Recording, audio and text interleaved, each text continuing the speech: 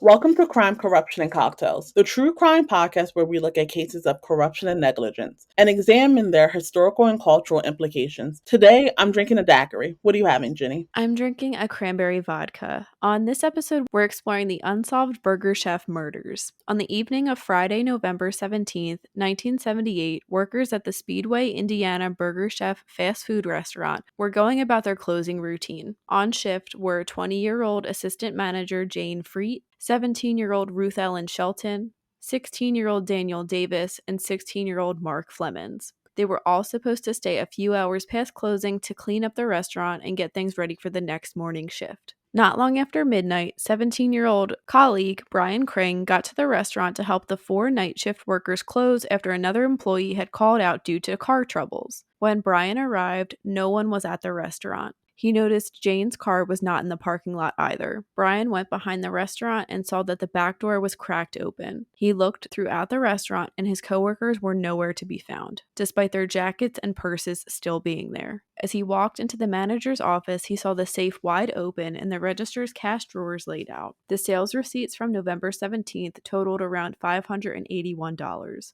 No bills were in the drawers, but $100 in coins were left. Worried, Brian called someone who then told him to contact the police. After he called the police, Brian said the employee who called out that night showed up at the restaurant. When the other employee heard police were on their way, they immediately left. We wanted to point out that there are varying stories on how and when the police were called. After investigating the restaurant, the police theorized that Jane, Ruth Ellen, Daniel, and Mark had stolen the money themselves and went to party and have a good time. The Burger Chef manager had a hard time believing that since all 4 employees were fairly responsible and would not have left the restaurant unlocked or with the lights on. Police put out an all-points bulletin, or APB, for Jane, Daniel, Mark, and Ruth, and took their belongings as evidence. The restaurant was not blocked off as a crime scene, and because of that, the manager had the next morning shifts clean up the restaurant, take out any remaining trash, and open it up to the public as usual. No one ever dusted for fingerprints, and there were no photos taken of the restaurant until hours later when police attempted to recreate the scene and place evidence back where it was initially found. Ruth, Mark, Jane, and Daniel's families were notified, and they were left to wait anxiously for their return. Ruth Ellen's parents prayed, and her mother wrote about her fears in her diary. By the afternoon of November 18th, no one had seen or heard from any of the staff, and concerns grew, and police took the case a bit more seriously. Ruth's parents decided to notify their family and friends before the media broke the story. As Mark Flemons' father, Robert, waited for more information from the police, he remembered a conversation between him and his son. They were watching a TV show that included a kidnapping scene, and Mark turned to his father and said, quote, "I wouldn't lay down and die." End quote. He told his father that he would break away and try to quote-unquote bob and weave as he ran to make it harder to get caught. This sign of their son's tenacity gave the Flemons family hope as the hours went by. That same day, Jane's car was found unlocked in town, not far from the Speedway Burger Chef location. Then, on November 19th, the body of all 4 workers were found by hikers in a wooded area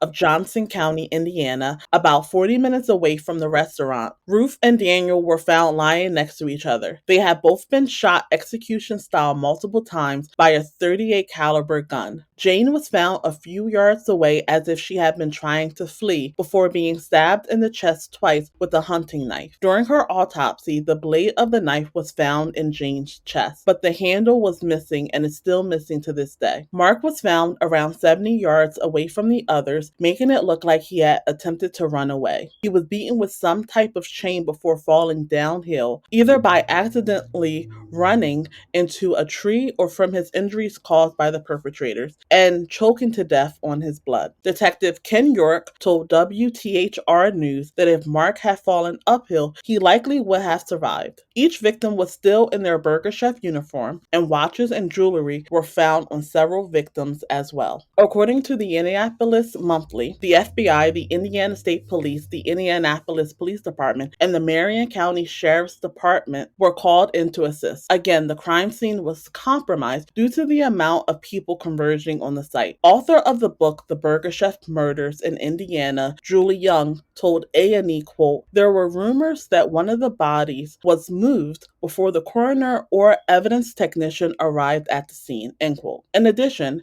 an officer accidentally took 2 pieces of identification found on a body home with him in his coat pocket and didn't realize it until a few weeks after the murder. Police quickly shifted their theory from reckless partying teens to a robbery gone wrong. They speculated that 2 to 4 people were involved in the robbery, and things escalated when one of the staff recognized one of the perpetrators. Once the robbers panicked, they decided to abduct the 4 employees using Jane's car and a nearby getaway car before murdering them in an area that at least one of the perpetrators was likely familiar with. This is also the most popular theory with the public, and many believe that the robbers either recognized Jane since she had previously worked at another Burger Chef location in Indiana. Other theories include the robbery being drug-related or one of the victims fighting off their attackers before the entire group was taken away and murdered. This later theory came to light during Mark's autopsy when bruises were found on his head and shoulders and were estimated to be an hour or 2 older than the time of his death. At first, it was speculated that the murders were related to the recent Speedway bombings that injured 2 people, but no evidence ever connected the 2 cases. The investigation was transferred over to the Indiana State Police, who immediately realized the original responding police had made critical errors that put them at a disadvantage. Since the restaurant had been cleaned the morning after the kidnapping, the state police were not able to collect any vital crime scene evidence. Witnesses who had been at the Burger Chef restaurant earlier on the night of November 17th told police they remembered seeing 2 suspicious-looking white men in their 30s near the restaurant around closing time. We wanted to share that there is some discrepancy with where exactly the 2 men were seen. Some sources say the men were in a car outside the restaurant. Some say they were hanging out behind the restaurant. Some say that they were inside the restaurant, and others say that they were along the train tracks near the restaurant. One man had a beard, and the other was clean-shaven with fair hair. They became known as the Bearded Man and the Fair Hair Man. A composite sketch was created based on the witness's memory and was circulated to the public. 3D busts of the men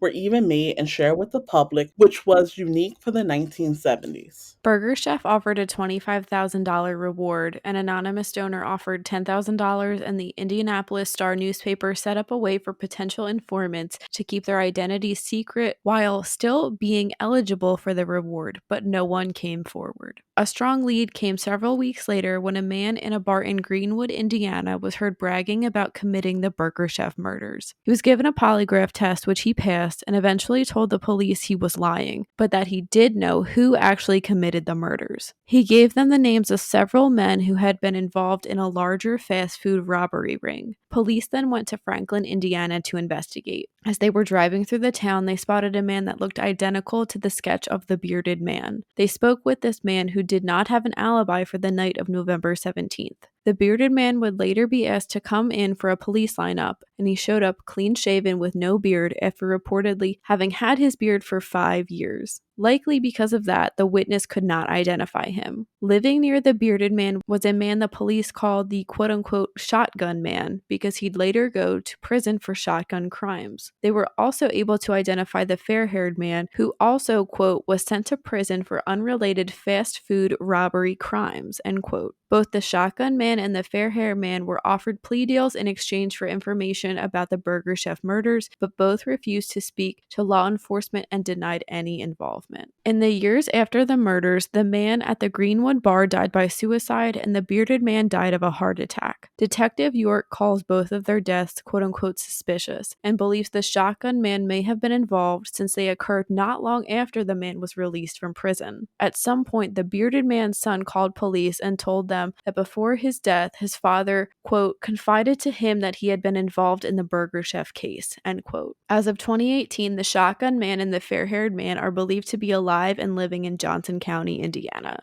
Law enforcement had witnesses hypnotized and sought help from psychics, but nothing helped them crack the case. In 1984, 4 years after the murders, Mel Wilsey, a detective with the Marion County, Indiana Sheriff's Department, got a call from Donald Forrester, an inmate at an Indiana state prison serving a 95-year sentence for rape, who wanted to confess to the Burger Chef murders in exchange for not being transferred to a notoriously violent Indiana state prison. Forrester spoke with Wilsey and his partner Gary Maxey over the next 2 years. According to Forrester and Indianapolis Monthly, Jane Freet's brother James owed money from a drug deal, a fact that went along with James Freet's criminal record. So James and some associates, the dealers, came simply to threaten Jane. Mark stepped in to protect her. A scuffle ensued outside of the restaurant, and Mark fell and hit his head on the bumper of the assailant's van, thus accounting for the head trauma. Believing they had killed Mark, the gang decided to take all of the employees to Johnson County and eliminate any potential witnesses. Forrester admitted to shooting Daniel and Ruth Ellen and shared the names of 3 other people involved. He was even able to show the exact location where the victims were each found and told police about the knife in Jane's chest, a detail that had not been widely publicized. Detective Wilsey spoke with Forrester's ex-wife, who told them that they went to the same secluded location, which was known to be a lover's lane, days after the murders, and that Forrester went into a creek and took 3 shell casings out of the water and later flushed them down the toilet at their home. Wilsey and Maxey got a search warrant for the home, which was no longer occupied by his ex-wife, and opened the septic tank where they found 3 shell casings that they said matched bullets used to kill Ruth and Daniel. They were slowly building a case against Forrester when everything fell apart. In November 1986, someone inside the department with knowledge of the investigation leaked the details of Forrester's confession and corroboration to the press. Days later, Forrester recanted his confession. Though they still had Forrester on tape admitting to his role in the murders, they could not move the case along without his continued cooperation. The following months, it was announced that Forrester would not be charged for the Burger Chef murders. Despite this, Wilsey still believes Forrester was involved in the murders. In 2006, Forrester died of cancer while in prison. Authorities searched as far as Ohio, Wisconsin, Chicago, and Texas for answers in the case. Though more suspects have popped up on the police's radar, there has never been enough evidence to arrest anyone for the Burger Chef murders. Detective York said, quote, "There was just no physical evidence. It would have been purely circumstantial." End quote. Many of the original police that worked this case have either retired or passed away. The current officer assigned to this case, Sergeant Bill Dalton, hopes to gather all the living detectives and investigators who worked the case in one room to have a discussion about the murders and hear their perspectives. In November 2018, on the 40th anniversary of the murders, police shared a photo of the knife blade used to murder Jane in an attempt to bring more attention to the case and to locate the broken handle and jog someone's memory all these years later. The Burger Chef chain was eventually sold to the fast food chain Hardee's, and the Speedway Burger Chef location is now just an abandoned building. The Burger Chef murders remained unsolved after 40 years and are known as Indiana's most notorious unsolved crime. In 2018, red oak trees, memorial plaques, and a marble bench placed in Leonard Park in Speedway were dedicated to the victims. Each memorial gives a brief glimpse into the personalities of the 4 victims. Mark was friendly and selfless with a sense of style. Daniel was a talented photographer who made loved ones smile. Jane was a leader with a sense of humor and a heart of gold. Ruth was creative, honest, and kind with a love for music. If you have any information on the Burger Chef murders, please contact Crime Stoppers of Central Indiana at 317-232-8477. Del, what are your thoughts on the Burger Chef murders, and who do you think did it, and what do you think was the reasoning? So I do believe that Forrester was involved in this. And I think that the only reason why this case has not been solved is because he stopped cooperating. I think that this case is a prime example of what not to do when investigating. You also have the fact that that the police was very quick to set up a theory that listed this as not a serious crime worth their investigative process. And I feel like that also created a big delay in this case. I wonder if this was drug related. There's a lot of evidence connected to that. I don't know if I fully believe that, just because why wouldn't her brother provide more information if that was the case? I feel like he would have come forward to make sure that the person that murdered his sister was prosecuted. One question that I do have is, why did someone inside the department leak that Forrester was working with them? Like, what was the purpose of that? It just doesn't make any sense to me. At this point, honestly, I don't know if this case will ever be solved. I think that the people that are responsible for it are probably deceased at this point. And like Detective York has said, like, there's no physical evidence. All of it is going to be circumstantial. And then you have the effects that time has on witnesses and evidence. So this case seems like it's going to remain unsolved. What are your thoughts? I agree. I think unless there's some kind of like miraculous DNA evidence or something that comes forward, this is not going to be solved. And it really, really sucks that the police pretty much know who did it and they just can't prove it. It would have been solved for sure if the police had properly surveyed the restaurant the night of the 17th. I don't understand why they thought that all these kids would have just stolen the money and then like went out to party. I don't know if any of them were that close. That's not something I found in my research. And also,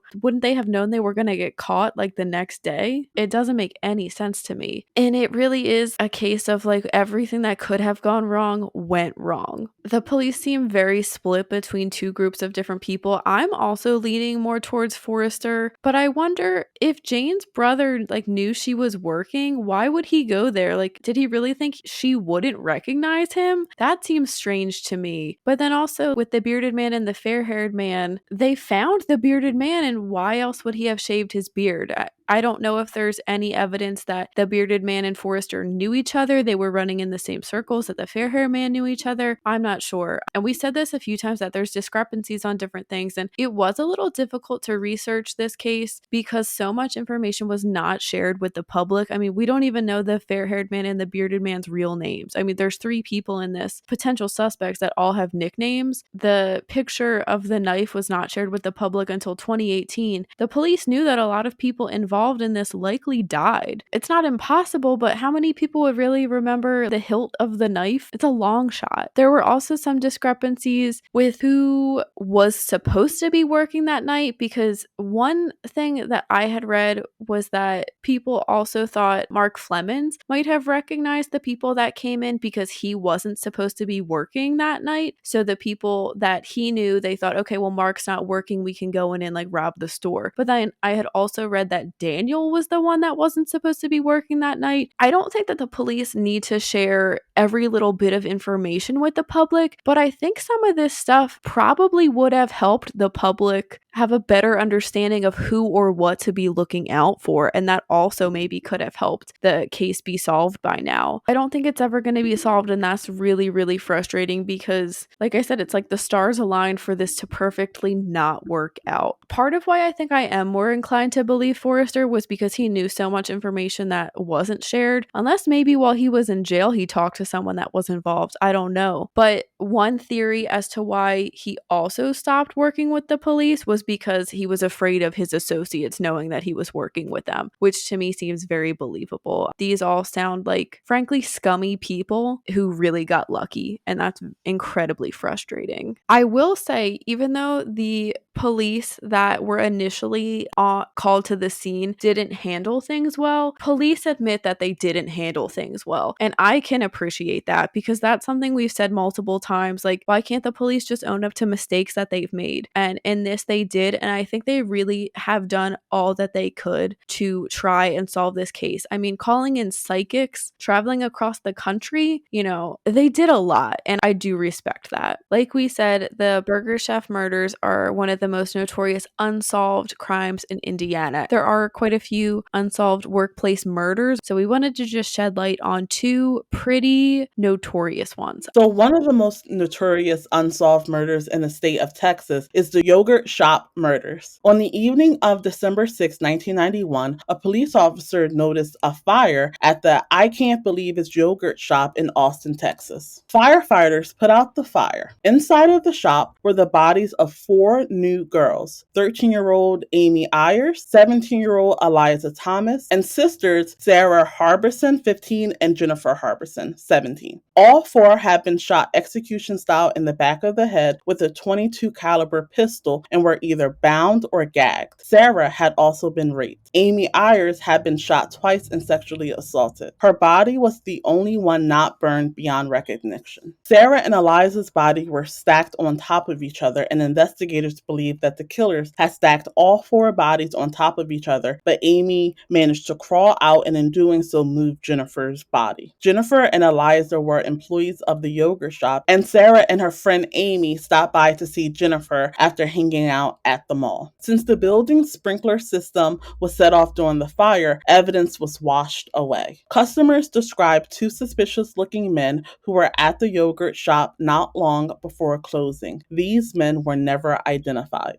Just over a week after the murder, 16-year-old Maurice Pierce was picked up by police for having one of the same guns used to murder the girls. On the night of December 6th, he had been seen at the same mall Amy and Sarah were at. He told police 15-year-old Forrest Wellborn had borrowed his gun that night and killed the girls. Wellborn denied involvement and said he, Pierce, and friends Michael Scott and Robert Springsteen, both 17, had taken a stolen car to San Antonio that night. Years later, all four boys, now adults, were arrested and charged with a quadruple murder. Scott and Springsteen had confessed to the murders under rugged interrogation by Detective Hector Polanco, an officer who was later removed from the case after allegations he coerced a confession in a different case. They implicated Pierce and Wellborn in their confessions. Scott and Springsteen would later recant their confessions, saying they were coerced by police. The charges would eventually be dropped against Pierce and Wellborn, but Scott and Springsteen were convicted. However, both their convictions were later overturned. A small DNA sample that was tested did not match any of the four men. Investigators are hoping advancement in DNA technology will help solve this crime. And just because the DNA sample was tested and didn't match them, there are still quite a few people that do think Scott, Springsteen, Wellborn, and Pierce did in fact commit these murders and they got away with it. The next one we wanted to talk about is the Las Cruces Bowling Alley Massacre. On the morning of February 10th, 1990, 34-year-old Stephanie Senek arrived at the Las Cruces Bowl in Las Cruces, New Mexico, to begin her shift as manager. With her were her 12-year-old daughter, Melissa Rapace, and her 13-year-old friend, Amy Hauser. The girls were going to help out at the bowling alley's daycare that day. Cook Ida Holguin was also on site to prep for the day. Two armed men then came into the building through an unlocked door and held everyone in Senek's office, ordering them to get on the ground. During the robbery, 26-year-old employee Steve Terran came into the building with his 2-year-old and 6-year-old daughters, Valerie and Paula, since he was not able to find a babysitter that morning. They were ordered into the office. The men took around $5,000 from the safe, and according to CNN, the two men then shot all 7 people at point-blank range and set the office on fire. Steve Terran, Valerie, Paula, and Amy all died at the scene.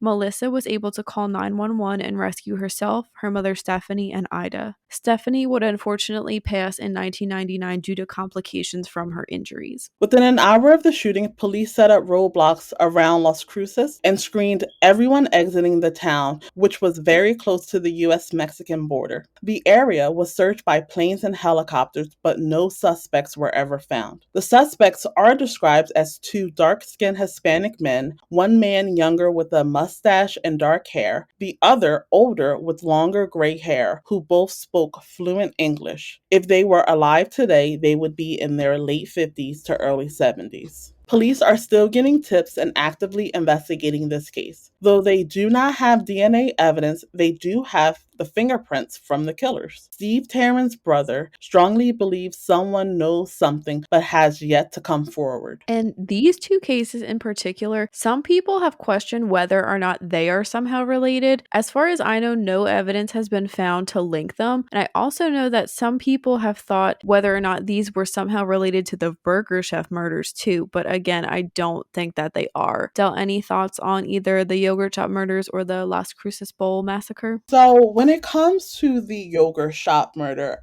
of course, it's a tragedy. And it's one of those things where I don't know if I fully believe that the people that have been implicated actually did it. I think that it's always a problem when you have a confession that has been gained through poor interrogation techniques because it always creates doubt in whether the people were saying that so that the interrogation can end or if they were actually telling the truth. I am happy that there is some DNA evidence that they could use. When it comes to the bowling alley massacre, yes, they took $5,000 from the safe, but then the question remains like, why did they shoot them? Why didn't they take the money and go? They didn't leave much evidence besides their fingerprints. Why hasn't it been solved? I wish there was more information on what tips they have received and why those haven't panned out. What do you think? I totally agree about the Las Cruces Bowl. There are rumors within Las Cruces that these murders were drug related, that I believe someone working at the bowling alley had some type of drug debt. I don't know if it was any of the people that were actually shot that morning, but someone had some type of drug debt.